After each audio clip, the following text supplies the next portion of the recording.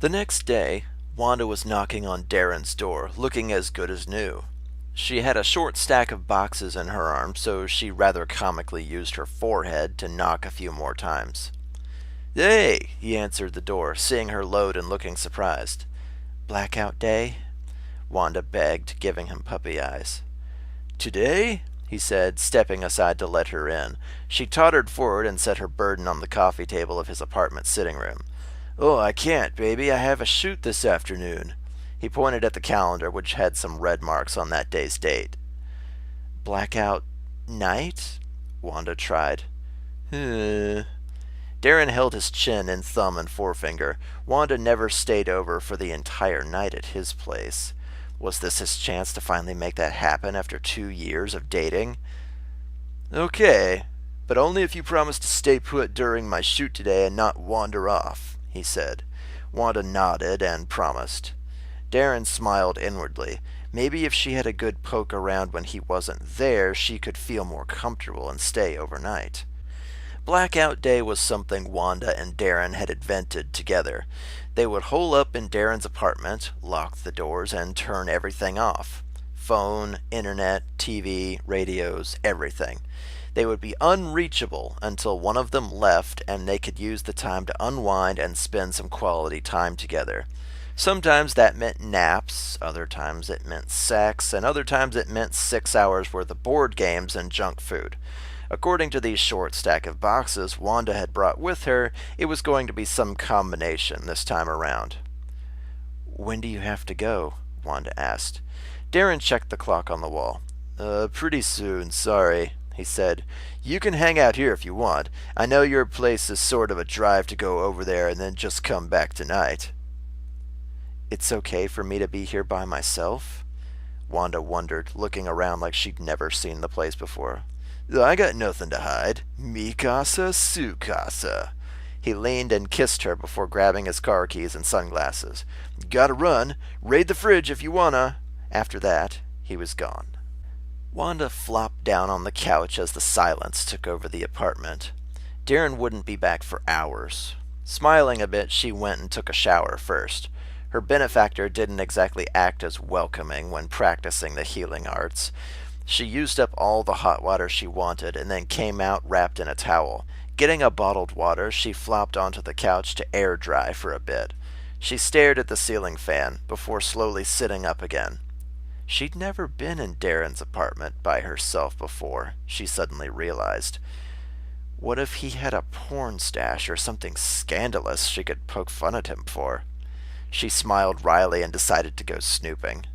"Nothing to hide, huh?" she said playfully. "We'll see."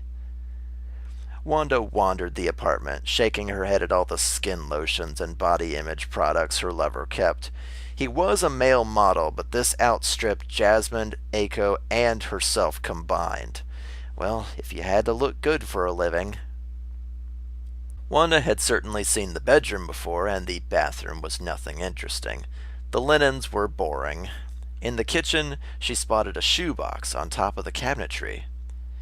"In case of Wanda, break glass," it read in marker on the top. She opened it and laughed at what she found. Stacks of solid chocolate bars.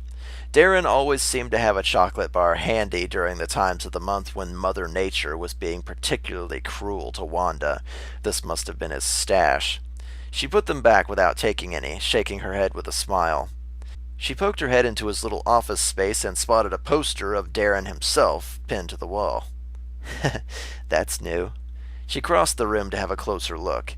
He was holding a bottle of suntan lotion and was dressed in some screaming red beach shorts. "Oh yeah, I remember him talking about that," she snickered.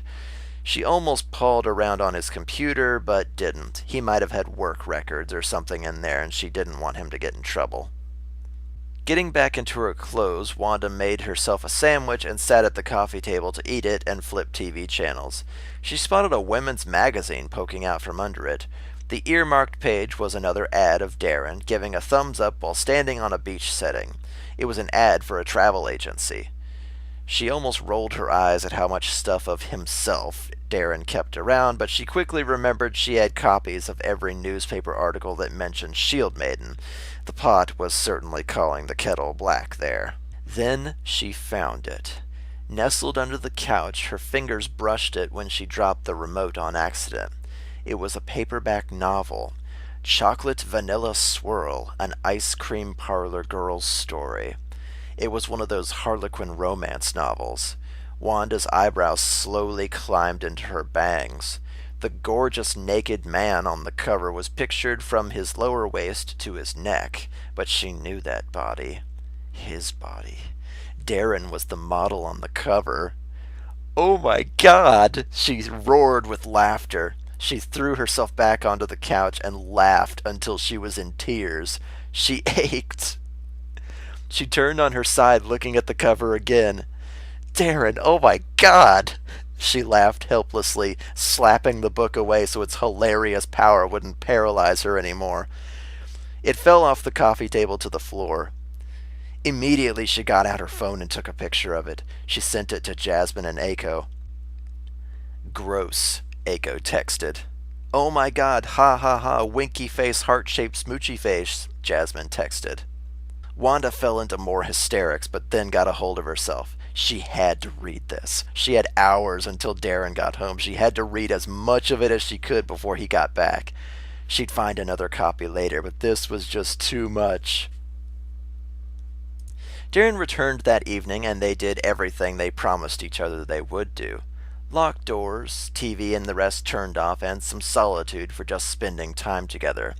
Wanda cooked dinner, Darren set the table, and the couch cuddle time was the best.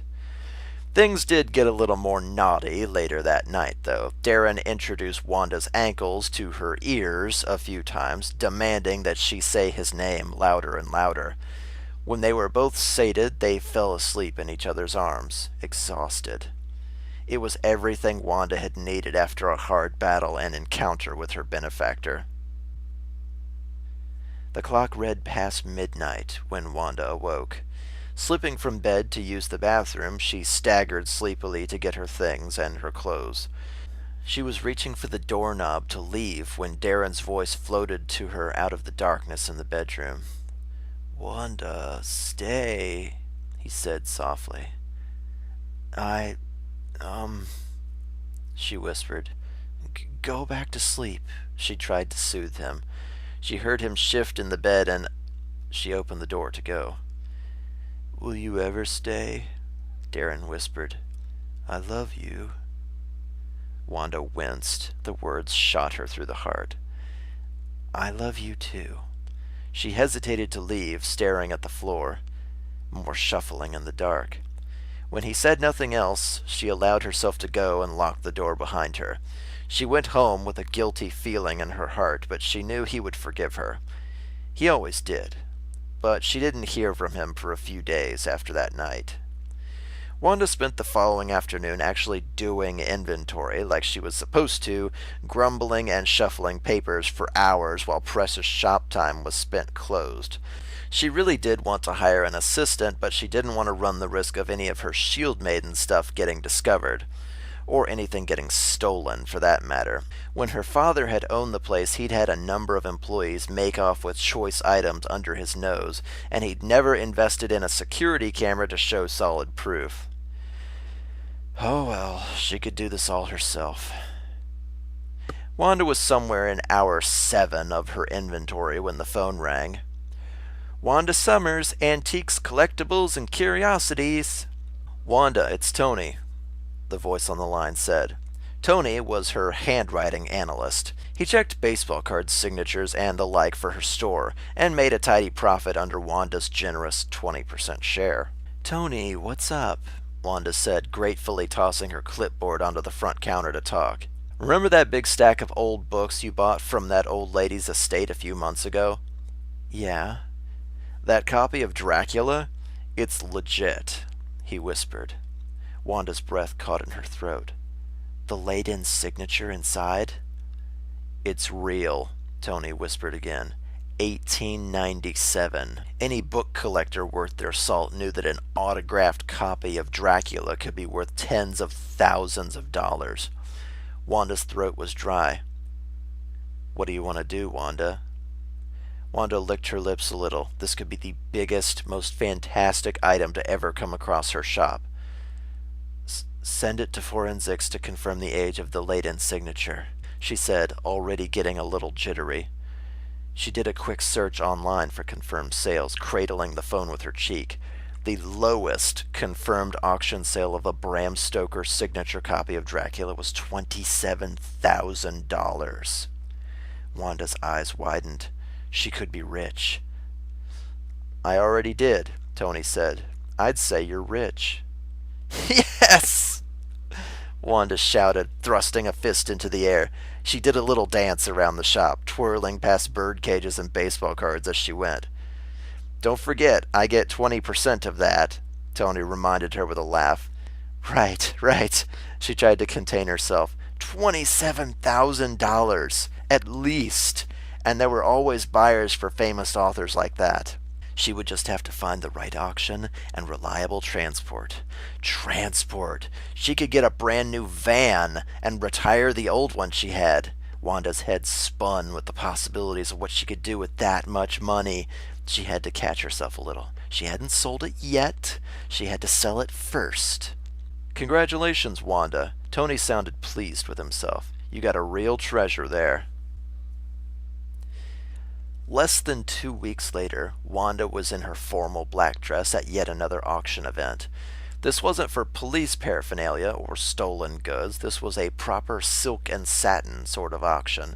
She hadn't even told her friends she was going to this one. She was so paranoid about anything happening to the book she'd rented a safety deposit box at a bank and kept it there until mere hours before the event. The drive from the bank to the auction house had been nerve-wracking.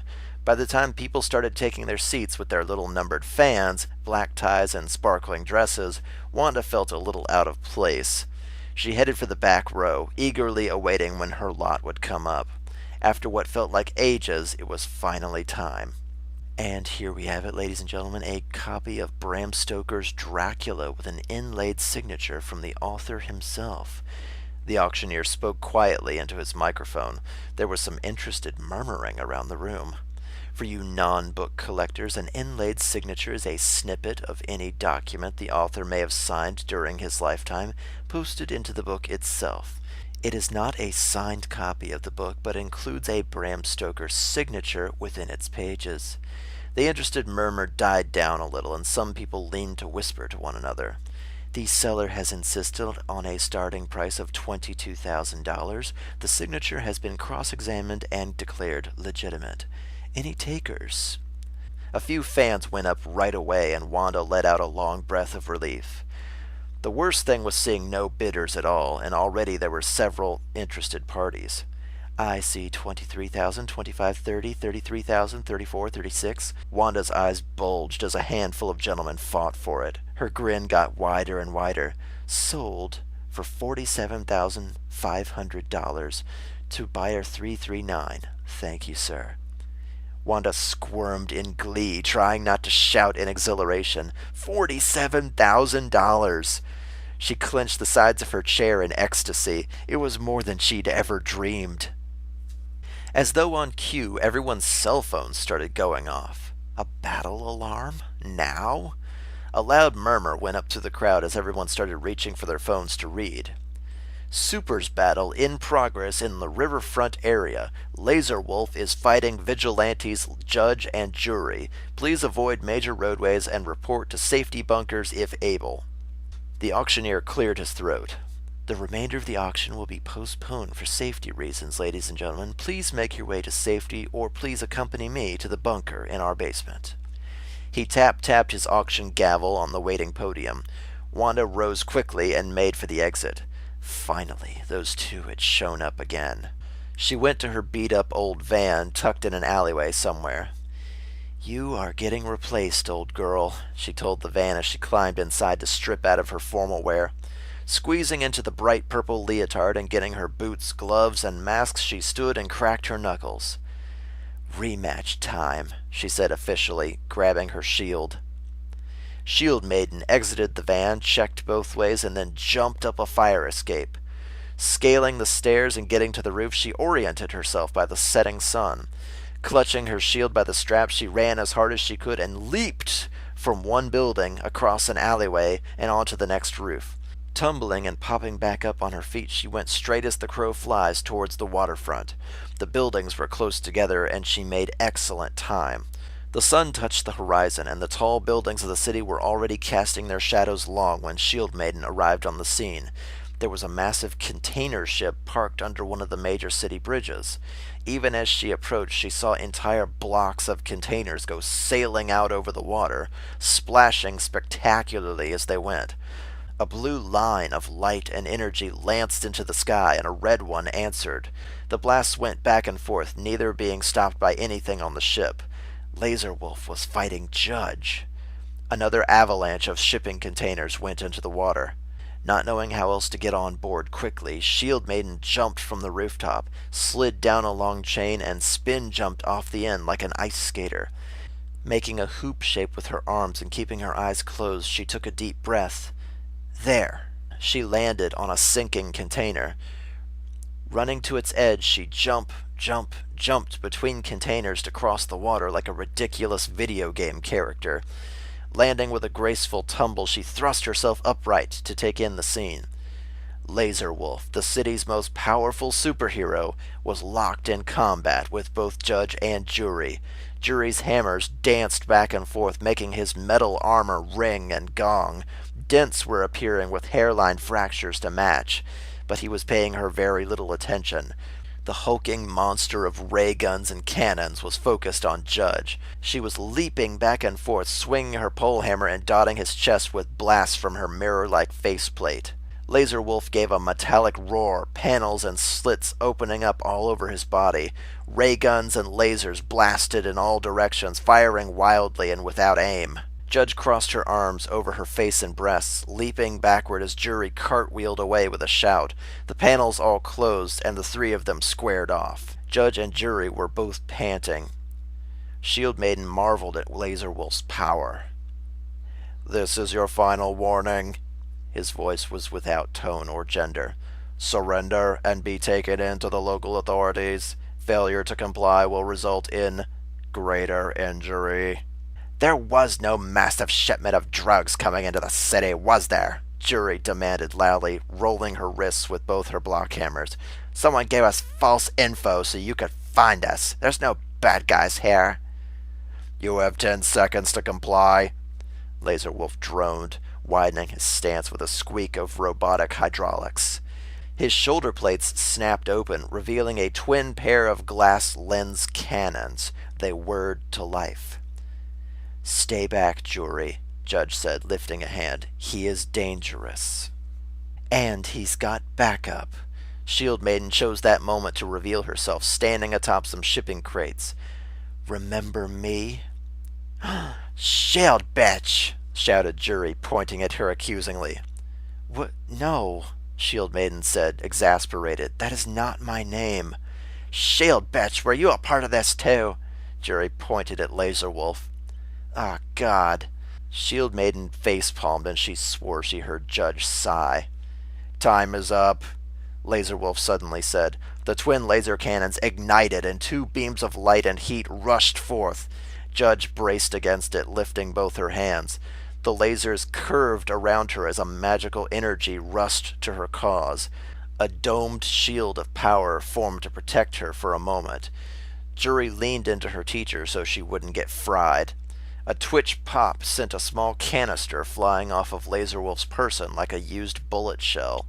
His jetpack whirred to life, and he was propelled forward to do battle again. Shield Maiden jumped from the crate, and Jury immediately decided to meet her. Judge would handle Laserwolf, surely. The 2 women crashed against one another, block hammer meeting shield. The metal rang. Shield Maiden grabbed the second hammer-swinging arm with a fist, clutching her wrist hard. They fought and struggled back and forth, shouting and roaring at each other. Jury ripped herself away and jumped into a spinning kick while Shield Maiden threw herself into a roll. Following and smashing the ground as she went, Jury refused to give up. Laserwolf and Judge locked arms. Though he was far larger than her, Judge was just as strong. The robot's arm hydraulics squealed and ground to try and overpower the armor woman's grip, but they were almost equal in strength. A ring of dust rushed away from them as they propelled themselves into the air, she flying, he with a jetpack. Suddenly, Laserwolf broke the lock, grabbed Judge, and spun about. Using her weight against her, he flung her downward into a pile of shipping crates and followed it up with a mighty blast from his arm cannon. The laser ignited the pile into an inferno. Judge fell with a mighty crash but forced herself from the burning debris. Her faceplate ignited and she answered with a magical blast of red energy. Laserwolf lifted an arm to shield himself, but he was still blasted out of the sky. He landed hard and righted himself in time to take Judge's pole hammer to the face. You stand accused of creating a false police report and obstruction of justice. My justice, Judge said, standing over him with her pole hammer held high. A tiny laser gun popped out of a panel in Laserwolf's arm and shot Judge in the depth of her armpit where there was no protection. She shrieked in pain, clutching at herself. Her arm was limp. Laserwolf took out her legs with a kick, sending her crashing to the deck. Jury smashed Shield Maiden across the face, her first clean hit. Blood splattered from the woman's mouth, but she would not give up. Caught between two shipping containers, Shield Maiden charged with her shield first. Jury was caught in the battering ram attack, and they went crashing out into an open space, towards a door, and into the ship's wheel cabin. Crashing through a window, Shield Maiden threw Jury over a control panel. She smashed against it with a cry of pain, rolling to the floor. Standing with a roar of pure adrenaline, she swung both hammers at once with all her body weight. Shield Maiden blocked it with her shield, but blocking was not enough. Sheer force sent her flying out the viewing window with a smash and a spray of glass shards. Bleeding, she staggered to her feet as Jury mounted the console and chased after her. Judge staggered with a limp arm. The ligament had been surgically severed. The limb swayed under its own weight. She couldn't lift it. She lifted a hand just in time for her shield bubble to appear once more under Laserwolf's massive fist. He smashed against her defenses over and over, but her magic was still strong. The barrier held. He backed away a few steps, deploying his shoulder cannons again. This time, though, they detached. He held the two cannons in either hand and then snapped them together with a twist and a clamp. A quintet of smaller laser barrels emerged from one of them. He'd made the two cannons on his shoulders into a minigun. The barrels began to rotate and whir to life. Judge braced. The beams of light and heat filled the air, igniting everything around them. A long cable attached to Laserwolf's weapon clipped into his side, feeding the weapon energy. He slowly turned a dial. The blue light of the lasers turned purple, then green, then orange, then white, then red. It broke through. Judge was suddenly spattered with raw firepower, blasted 1,000 times over as her armor began to break and shatter all over her body. Her weapon broke into 1,000,000 pieces, shards of metal flying through the air. Laserwolf did not let up, merely kept firing and firing. The end of his weapon glowed orange with the sheer heat. Judge was launched backward off her feet and landed in a smoldering heap with a scream. He scanned her. Alive. Unconscious, but alive. "Prolonged scans indicate your powers are based on prismatics," he droned aloud. "The proper color of light was all that was needed to get through your defenses. Laser light frequency modulation is a simple task." He lowered his smoking weapon, broke it into pieces, and stuffed them back into their panels in his shoulders. They snapped closed and hissed to cool the metal. He turned. Shield Maiden and Jury had both stopped to stare, one in shock and the other in horror.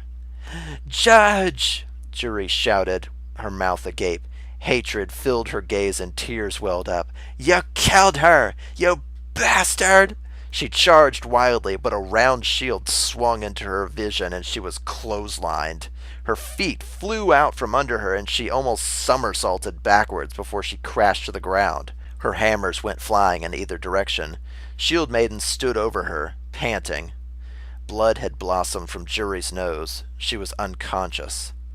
Laser Wolf stared at her. There was silence. "Is she really?" Shield Maiden asked. "No. Judge is incapacitated. Wanda Summers." Laser Wolf droned, his glowing eyes turning at last to her. Shield Maiden's blood went cold, and her eyes widened. "You know who I am?" she blurted before she could stop herself. She winced. Oh wow, she hadn't even tried to deny it. "Yes," Laser Wolf said. But how?" 50% of the city's population is African American.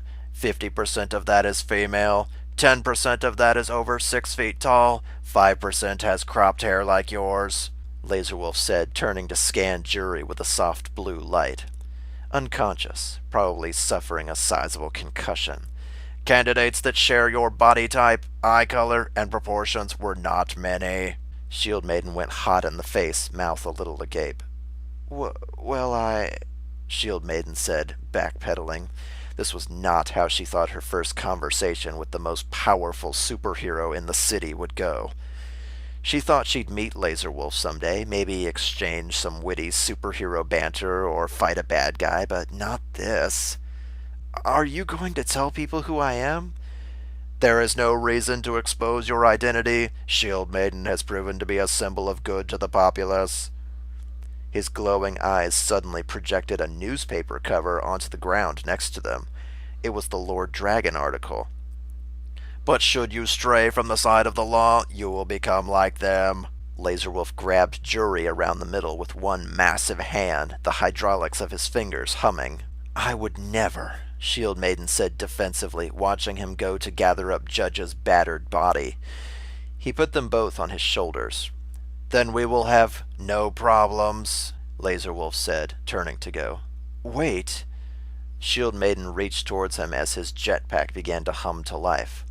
He hovered into the air, but he was looking down at her to listen. She really didn't know what to say. This was freaking Laser Wolf. She felt like she had to make a good impression or something, but he seemed so clinical. They stared at each other for a long time, and she felt the opportunity slipping away. "Query," Laser Wolf suddenly said. Shield Maiden snapped to attention. "What is the meaning of the symbol on your shield?" Shield Maiden looked down at her indestructible defense. She pointed it up at him a little. "It means zinc, like the element zinc." "The metal that sacrifices itself for the structural integrity of whatever it is alloyed with?" Laser Wolf pondered aloud, his eyes flicker flashing as he accessed the information in his databanks. "A fitting symbol for a superhero. Very cool." She could hear the air quotes as he tried to sound more human. She found herself grinning at him despite her nervousness. Can I ask you something?" Shield Maiden had to try so long as she had his attention. He was about to leave. "You may," he droned. "Are you really just a robot, or is there someone in there?" She wanted to know, staring up at him. "The papers all argue about it." There was a long silence. He said nothing. Had that been too personal? Maybe she shouldn't have said just a robot. She winced a little. He turned from her and rocketed away with Judge and Jury in tow. Shield Maiden put her hands on her hips. Well, that could have gone better. She held her aching head and looked around at all the small fires and debris on the ship around her. Oh, jeez. She began to feel the glass shards that were sticking out of her arms, and now that the adrenaline had worn off, she could definitely feel them. She pulled one and then shrieked in pain. "Ouch! I'll have to visit her again," she moaned. So soon, too. Her benefactor's healing arts were certainly wonderful, but everything else... She found her wry smile returning, though. Laser Wolf, the Laser Wolf, had said she was cool.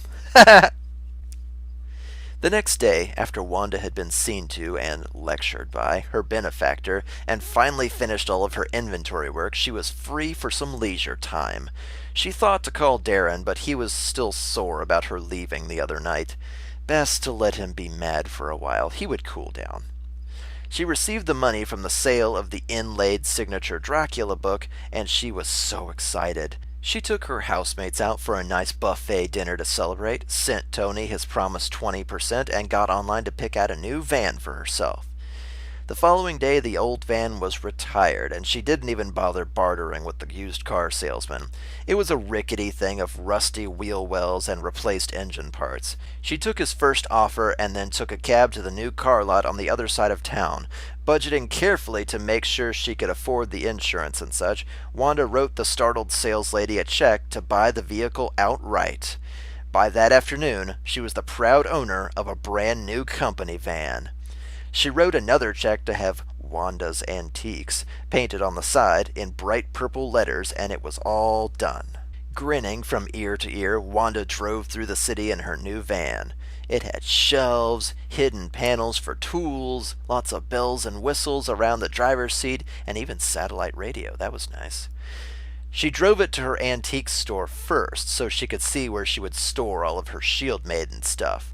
The gloves and boots fit nicely into one space. She wrote PPEs on the little locker so that anyone that opened it would think it was just some standard personal protection equipment. That was what PPE stood for in factories and stuff. The shield fit nicely over the spare tire, which was inlaid under a panel in the floor. It was perfect. God, it even smells nice in here, she commented, closing the panel and putting a tiny little lock on the metal loop that held it closed. I know I've got some fuzzy dice somewhere in the shop. She touched her chin with one finger, thoughtful. Unable to stop smiling, she outfitted the new van with boxes, bubble wrap, rope, packing tape, blank labels, markers, and more. When she was done and everything was where it needed to be, she sat behind the wheel again. It's the Shield Maiden mobile, she shouted gaily, slapping the wheel a few times and laughing. That night, Wanda lay in bed with Shield Bear held to her chest. Things certainly seemed to be looking up lately. She'd helped take out some violent vigilantes. Laser Wolf thought she was cool. She'd sold an amazing treasure and gotten a brand new van for her shop. Smiling, she heaved a deep and happy sigh, closing her eyes. Falling asleep was hard in her excitement, but the rest she got was deep and well earned.